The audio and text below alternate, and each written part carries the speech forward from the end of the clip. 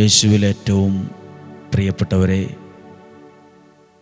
ഇന്ന് ഈ വെള്ളിയാഴ്ച ദിവസം വളരെ സന്തോഷത്തോടെ പ്രാർത്ഥനയോടെ ദൈവവചനം കേൾക്കുവാനും നമ്മെ തന്നെ ഈ കേൾക്കുന്ന വചനത്തിലൂടെ ദൈവത്തിന് സമർപ്പിക്കാനും ദൈവം ഒരുക്കിത്തരുന്ന നല്ല അവസരത്തിനും സമയത്തിനും കൂട്ടായ്മയ്ക്കും എല്ലാം നമുക്ക് ദൈവത്തോട് നന്ദി പറയാം. ഓരോ ദിവസവും പ്രാർത്ഥിക്കുമ്പോൾ ഒരു കാര്യം നല്ല ഉറപ്പാണ്, നമ്മുടെ ജീവിതത്തിൽ ദൈവത്തിൻ്റെ തീരുമാനമേ നടക്കുകയുള്ളൂ. ദൈവത്തിൻ്റെ തീരുമാനം നടക്കും. ഒറ്റ നോട്ടത്തിൽ നമുക്ക് ചിലതൊക്കെ നല്ലതാണെന്ന് തോന്നില്ല, എന്നാൽ പിന്നീട് മനസ്സിലാകും ഇത് നന്മയായിട്ട് മാറിയല്ലോ എന്ന്. ഒരു കാര്യം ഒറ്റ നോട്ടത്തിൽ, ആദ്യ നോട്ടത്തിൽ നമുക്ക് തോന്നും ഇതെന്താ ഇങ്ങനെ, എൻ്റെ ജീവിതത്തിൽ എന്തുകൊണ്ട് ഇങ്ങനെ സംഭവിച്ചു. എന്നാൽ പിന്നീട് കുറച്ചു നാൾ കഴിയുമ്പോൾ നമുക്ക് തന്നെ മനസ്സിലാകും അത് നന്മയ്ക്കായിട്ടായിരുന്നല്ലോ എന്ന്. ഇന്ന് വചനം കേൾക്കുന്ന, പ്രാർത്ഥിക്കുന്ന എല്ലാവരുടെയും ആവശ്യങ്ങളെ കൂടി ഓർത്ത് പ്രാർത്ഥിക്കുവാണ്. ജീവിതം കുറേ കൂടി മനോഹരമായി തീരട്ടെ. പ്രാർത്ഥിക്കുന്ന മനുഷ്യൻ, പ്രാർത്ഥന നൽകുന്ന ആളുകൾ, ദൈവവചനത്തിലൂടെ കിട്ടുന്ന അനുഗ്രഹം ഇന്നു വിരിഞ്ഞ പുഷ്പം പോലെ സൗന്ദര്യമുള്ളതും സൗരഭ്യമുള്ളതുമാണ്. ഇന്ന് പ്രത്യേകം പ്രാർത്ഥിക്കുമ്പോൾ നിങ്ങൾ നിങ്ങളുടെ കണ്ണുകളേക്ക് നടച്ച് ഇങ്ങനെയൊന്ന് പ്രാർത്ഥിക്കാം. കർത്താവായ യേശുവേ, ജീവിതം എന്ന യാഥാർത്ഥ്യം ഇരുട്ടിലായി പോകാതെ വെളിച്ചം നൽകി എന്നും കൈപിടിച്ച് നടത്തണമേ. ജീവിതമെന്ന യാഥാർത്ഥ്യം ഇരുട്ടിലായി പോകാതെ വെളിച്ചം നൽകി എന്നും കൈപിടിച്ച് നടത്തണമേ. കർത്താവെ, പ്രാർത്ഥിക്കുന്ന ഈ സമയം, ദൈവത്തിൻ്റെ വചനം കേൾക്കുന്ന ഈ സമയം, ദൈവത്തെ ആരാധിക്കുന്ന ഈ സമയം ആയുസ്സിലെ ഏറ്റവും നല്ല സമയമാക്കി മാറ്റുന്നതിന് ഞങ്ങൾ നന്ദി പറയുന്നു. ഈ ആയുസ്സിലെ ഏറ്റവും നല്ല സമയമാണ് ഈ പ്രാർത്ഥനയുടെ സമയം, ഈ വചനം കേൾക്കുന്ന സമയം. ഇന്ന് നിങ്ങളിങ്ങനെ പ്രാർത്ഥിക്കണം. കർത്താവെ, എത്രയോ നിമിഷങ്ങളിൽ ജീവിതം വഴി അടഞ്ഞു പോകുന്ന പോലെ തോന്നി, എല്ലാ വഴികളും അടഞ്ഞു എന്ന് തോന്നി, എത്രയോ സമയങ്ങൾ എല്ലാം കൈവിട്ടു എന്ന് തോന്നി. ആ നിമിഷങ്ങളിലൊക്കെ അന്നുവരെ കണ്ടിട്ടില്ലാത്ത പുതിയ വഴികളെ വെട്ടി ജീവിതത്തെ മുന്നോട്ട് നയിച്ച സമയങ്ങളുണ്ട്. നന്ദി പറയുന്നു, പ്രാർത്ഥിക്കുന്നു.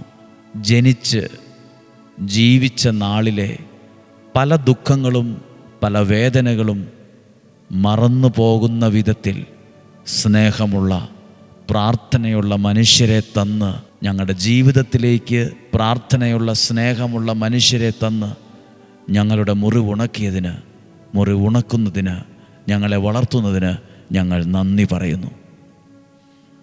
ഈ ഒരു പ്രാർത്ഥന നിങ്ങളുടെ ജീവിതത്തിൽ ഈ വെള്ളിയാഴ്ച ദിവസം നിങ്ങളുടെ കൂടെ ഉണ്ടായിരിക്കട്ടെ. ഇന്ന് നമ്മൾ കേൾക്കുന്ന ദൈവവചനം, നമ്മൾ ചിലരെ ജീവിതത്തിൽ നിന്ന് അകറ്റണം എന്ന് പറയാറുണ്ട്. ചിലരെ ജീവിതത്തിൽ നിന്ന് മാറ്റി നിർത്തണം. ചിലരോട് സംസർഗമരുത്, ചിലരോട് ഒന്നും പറയരുത്. സുഭാഷിതങ്ങളുടെ പുസ്തകം 20-ാം അധ്യായം 19-ാമത്തെ വാക്യം. സുഭാഷിതങ്ങൾ 20:19. ഏഷണിക്കാരൻ രഹസ്യങ്ങൾ പുറത്തുവിടുന്നു, ബുദ്ധിശൂന്യമായി സംസാരിക്കുന്നവനുമായി സംസർഗം അരുത്. അവരോട് അധികം അടുക്കരുതെന്ന്. അവർ ബുദ്ധിശൂന്യമായി സംസാരിക്കും, കാര്യഗൗരവമില്ലാതെ ആദ്യം നമ്മൾ പ്രാർത്ഥിക്കുന്ന ഒരു കാര്യം ഇതാണ്: ഒരിക്കലും ഒരാൾ നമ്മളോട് പറഞ്ഞ കാര്യം വേറൊരാളോട് അത് ആവശ്യമല്ലെങ്കിൽ പറയരുത്. ഇവിടെ കേട്ടത് അപ്പുറത്ത് പോയി പറയരുത്. പറയാത്തത് പറഞ്ഞു എന്ന് പറയരുത്. അനേകരുടെ ജീവിതവും ബന്ധവും സ്നേഹവും തകർത്ത് കളഞ്ഞ മാരകായുധങ്ങളാണിവയൊക്കെ. പറയണ്ടാത്തത് പറഞ്ഞതാ പലരുടെയും ജീവിതം പാളിപ്പോയത്. ചിലത് പറയേണ്ടതാണ്, ചിലത് പറയരുതാത്തതാണ്. എങ്ങനെ തിരിച്ചറിയാൻ പറ്റും? അത് ദൈവത്തിൽ ആശ്രയിക്കുന്ന ഒരാൾക്ക്, പ്രാർത്ഥിക്കുന്ന ഒരാൾക്ക് എന്തു പറയണം, എന്തു പറയണ്ട എന്ന് ആ ഒരു തിരിച്ചറിവ് ദൈവം അവന് കൊടുക്കും. നമ്മുടെ ജീവിതത്തിൽ എപ്പോഴും ശ്രദ്ധിക്കണം ഈ വാക്യം: ഏഷണിക്കാരനാകരുത്, ഒരേഷണിക്കാരിയാകരുത്. അതും ഇതൊന്നും പറഞ്ഞ് നടക്കരുത്. രഹസ്യമായി തന്നെ സൂക്ഷിക്കണം. പറയരുതെന്ന് പറഞ്ഞ് നമ്മളോട് പറഞ്ഞതൊരിക്കലും ആരോടും പറയരുത്. അങ്ങനെയൊക്കെ സൂക്ഷിക്കാൻ കഴിയുന്നത് അതൊരാളുടെ വ്യക്തിത്വമായി മാറും. ഒരാളുടെ ജീവിതം മനോഹരമായി മാറും. ഒരാളുടെ ജീവിതം ഒത്തിരി സന്തോഷമുള്ളതായി മാറും. മറ്റൊരാളുടെ മുമ്പിൽ നമ്മുടെ ജീവിതത്തിന്, ആ വ്യക്തിക്ക്, ആ വ്യക്തിത്വത്തിന് ഒരു വിലയുള്ളതായി മാറും. എന്നെ കേൾക്കുന്ന എല്ലാവരോടുമായി ഞാനിത് പ്രാർത്ഥനയോടെ പറയുകയാണ്. ഇത് നിങ്ങൾക്ക് വേണ്ടി മാത്രമല്ല ഞാൻ സംസാരിക്കുന്നത്. ഞാൻ എനിക്ക് വേണ്ടി കൂടി ഇത് പ്രാർത്ഥനയിൽ സ്വീകരിക്കുകയാണ്. ഞാൻ എനിക്ക് വേണ്ടി കൂടിയാണിത് പറയുന്നത്. ഞാൻ നിങ്ങൾക്ക് വേണ്ടി കൂടിയാണ്, നമുക്കെല്ലാവർക്കും വേണ്ടിയാണ് ഈ വചനമുള്ളത്. ഏഷണിക്കാരൻ രഹസ്യങ്ങൾ പുറത്തുവിടുന്നു. കാണാത്തത് കണ്ടുവെന്നും കേൾക്കാത്തത് കേട്ടുവെന്നും പറയാത്തത് പറഞ്ഞുവെന്നും പറയരുത്. എത്രയോ കുടുംബങ്ങളിലാണ് ഇത് തമ്മിലുള്ള ബഹളത്തിനും നീണ്ട നാളത്തെ പിണക്കത്തിനും കാരണമായി. മാസങ്ങളായി, വർഷങ്ങളായി നെഞ്ചിലൊരു വലിയ കല്ലുമായിട്ട് നടക്കുന്ന പോലെയാണ്. അങ്ങോട്ടും ഇങ്ങോട്ടും കണ്ടാലൊന്ന് നോക്കും, ഒന്ന് ചിരിക്കുമെന്നല്ലാതെ അതൊന്നും ഒരു പുറമോടി മാത്രമേ ഉള്ളൂ. മനസ്സിൽ വൈരാഗ്യത്തിൻ്റെ, ദേഷ്യത്തിൻ്റെ, പകയുടെ വലിയ മഴക്കാറാണ്. കാരണം എന്നെക്കുറിച്ച് ഇങ്ങനെയൊക്കെ പറഞ്ഞല്ലോ, ഞാൻ ഇത്ര വിശ്വസിച്ച് പറഞ്ഞിട്ടും ഈ വ്യക്തി അത് അങ്ങനെയൊന്നും അല്ലല്ലോ മനസ്സിലാക്കിയത്. പ്രിയപ്പെട്ടവരെ, ഒരു സ്ഥലത്തും ആവശ്യമില്ലാത്ത കാര്യങ്ങൾ സംസാരിക്കരുത്. ബൈബിൾ പറയുന്നത് അങ്ങനെ പറയുന്നവരോട് സംസർഗമരുത്, അവരെ ജീവിതത്തിൽ നിന്ന് മാറ്റി നിർത്തണമെന്നാണ്. മനുഷ്യൻ്റെ കുറ്റം പറയുന്നിടത്തു നിന്ന് മാറിപ്പോകണം. മനുഷ്യനെ വെറുക്കണം എന്ന് പറയുന്നവരോട് കൂട്ടുകൂടരുത്. മനുഷ്യനെ വെറുക്കാൻ പറയുന്നവരോട് സംസർഗമരുത്.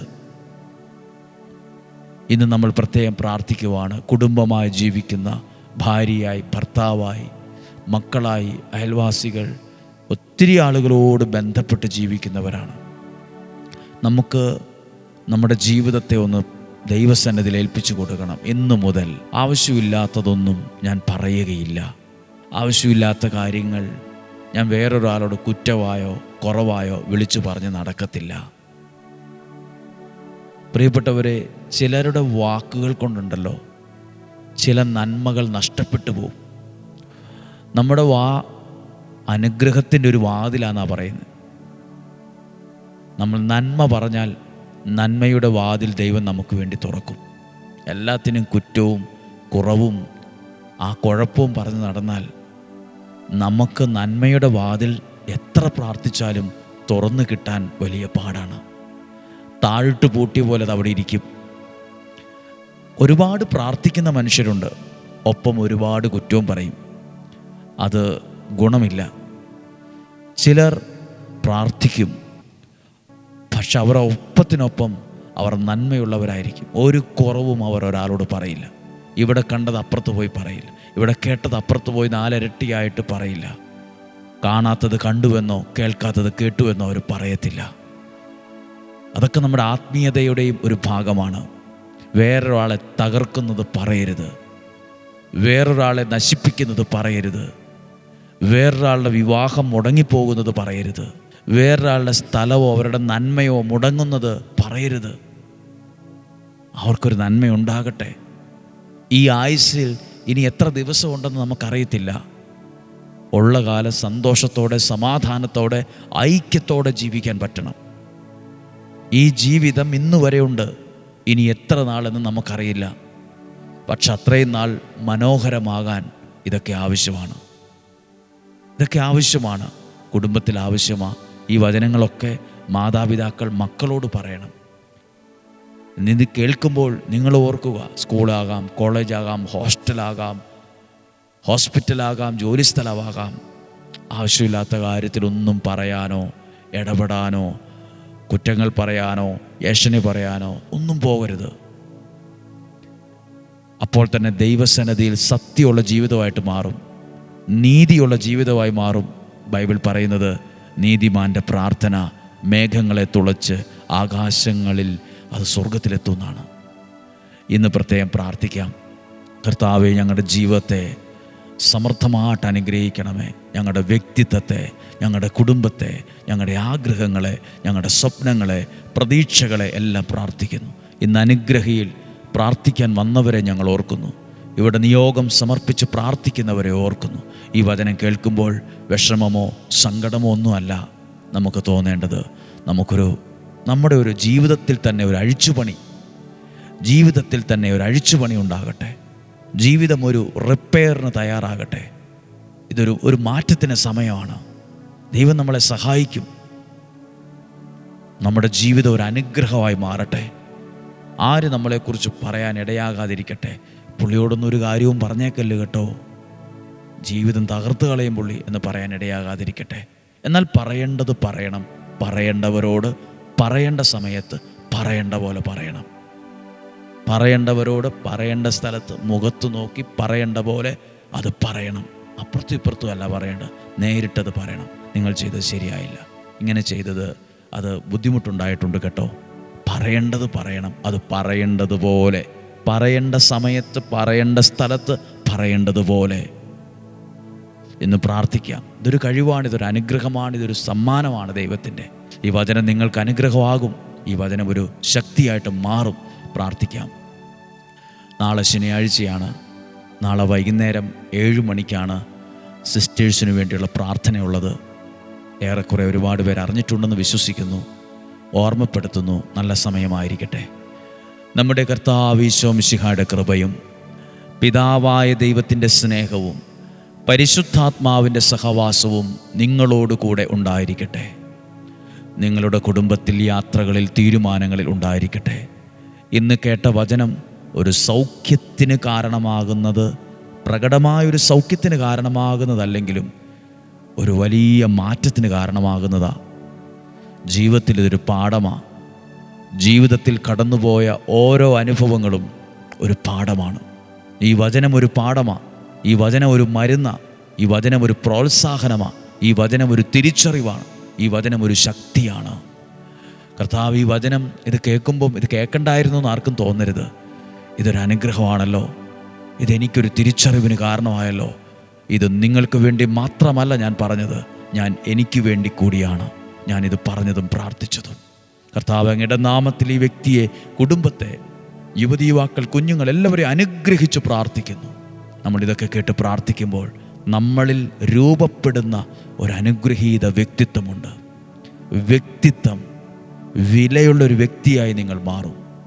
മറ്റൊരാളുടെ മുമ്പിൽ നിങ്ങളൊരു അനുഗ്രഹമായിട്ട് മാറും. താമസിക്കാൻ നല്ല ഭവനം, ജീവിക്കാൻ പറ്റിയ സാഹചര്യം, സഞ്ചരിക്കാൻ നല്ല വാഹനം, ഭക്ഷിക്കാൻ നല്ല ആഹാരം, സന്തോഷമുള്ളൊരു ഭവനം എല്ലാം നൽകി സ്വർഗത്തിലെ ദൈവം നിങ്ങളെ സമർത്ഥമായിട്ട് അനുഗ്രഹിക്കട്ടെ. ഇന്ന് ഏതെല്ലാം കാര്യങ്ങൾ വ്യക്തിപരമായി പ്രാർത്ഥിച്ചോ അതൊരു അനുഗ്രഹമാകട്ടെ, അതൊരു സൗഖ്യമാകട്ടെ, അതൊരു വിടുതലിന് കാരണമാകട്ടെ.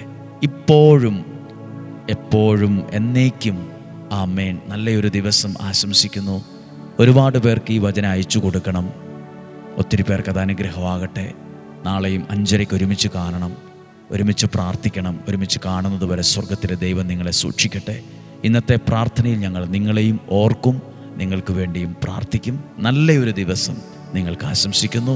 നാളെ കാണുന്നത് വരെ സ്വർഗത്തിലെ ദൈവം നമ്മെ സൂക്ഷിക്കട്ടെ. ആമേൻ.